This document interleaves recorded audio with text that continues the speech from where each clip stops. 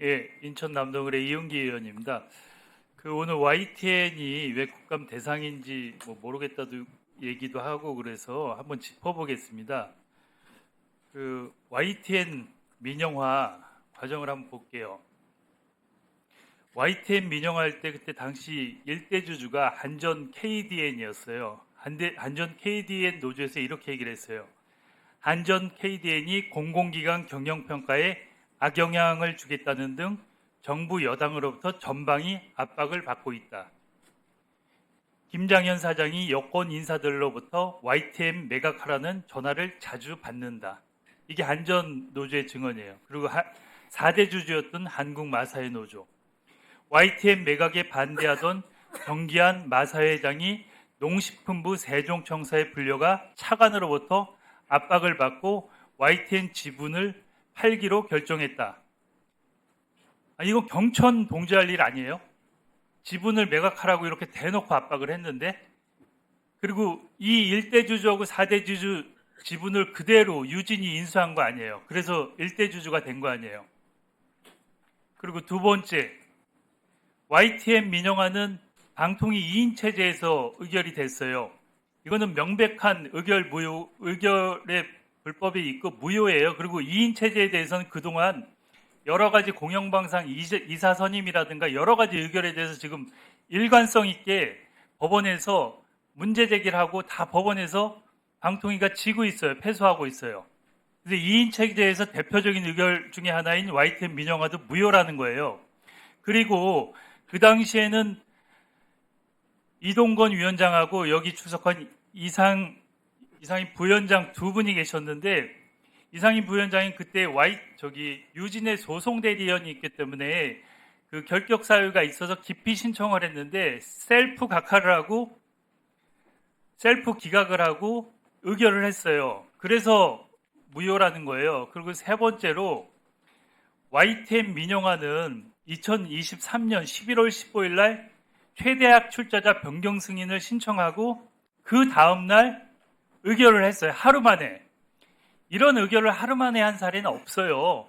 보통 몇 달씩 심의를 하고 관련 서류도 상당히 많고, 근데 하루 만에 의결을 했어요. 이거는 제대로 심사도 안 하고 각본에 따라서 의결했다고밖에 볼 수 없고, 또 심사위원 8명 중 6명이 그 승인 계획서, 경영 계획서에 있었던 사추위 폐지에 대해서는 반대를 했어요. 그러니까 여러 가지 의견이 있었고 단기간에 의결을 했다. 그래서 이렇게 YTN 민영화에 대해서는 문제가 있는 거예요. 그래서 여기서 국감에서 다 지적을 하고 이 잘못된 민영화를 바로잡자는 게 아닙니까? 여기 박미통이 대행님, 예. 만약에 이런 불법이 인정이 되면 제어가 대주주 변경이 취소가 됩니까? 절차상 어떻게 됩니까?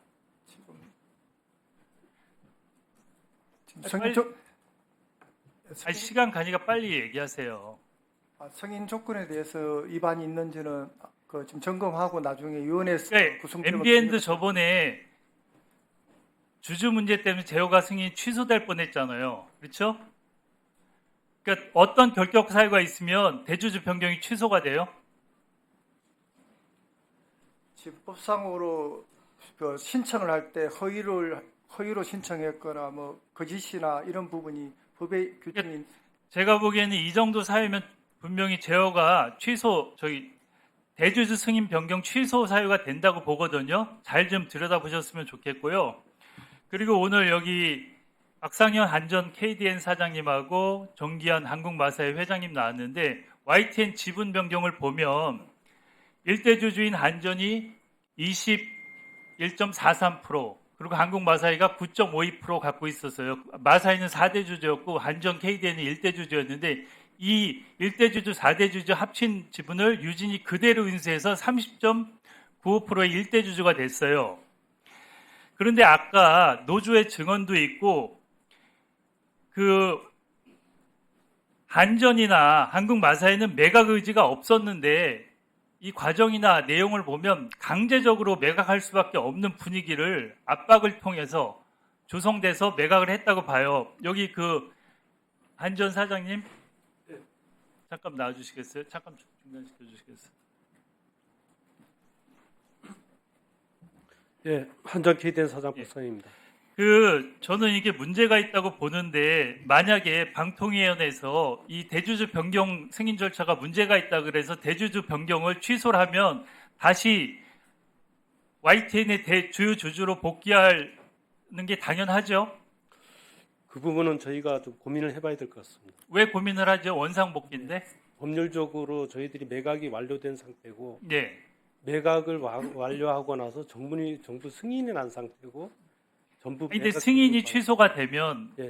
제 이제 전제가 네, 방통위에서 이런 절차에 문제가 있고 위법성이 인정이 돼서 대주주 변경 승인 취소하면 그때는 복귀하시는 거 아니에요? 저희들이 뭐 전혀 이런 정부 정책이나 법률적 사항들을 고려해서 하도록 하겠습니다. 저는 긍정적으로 생각하신다고 판단하겠습니다. 잠깐 세워주세요. 그리고 저기 한국 마사회 사장님 잠깐 나와주세요.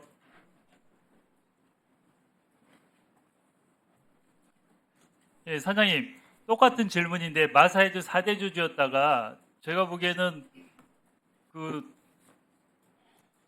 매각할 생각이 없었던 것 같아요. 아무튼 매각이 됐어요. 그리고 지금 주주가 아닌데 똑같이 대주주 변경에 문제가 있다 그래서 원상 회복이 되면 다시 주주로 복귀하시는 건 당연한 일이죠. 지금 즉답을 드리기는 좀 어려울 것 같습니다. 그 여러 가지 검토를 해보도록 하겠습니다. 뭐 어떤 걸 검토해야 돼요? 이제 그런 상황이 돼야 되는 것이고요. 이미 매각을 완료하고 예. 그에 따라서 그러니까 전제가 아까 여기 있는 그 대주주 변경 승인이 문제가 있어서 다시 원상 회복될 때를 전제로 한 거예요. 지금 상황이 아니고. 예. 그럴 경우에 어떻게 하시겠냐는 거예요. 그러니까 이제 정부하고 또 협의도 해보고 여러 가지 여건들을 검토. 예, 알겠습니다. 예, 들어가십시오.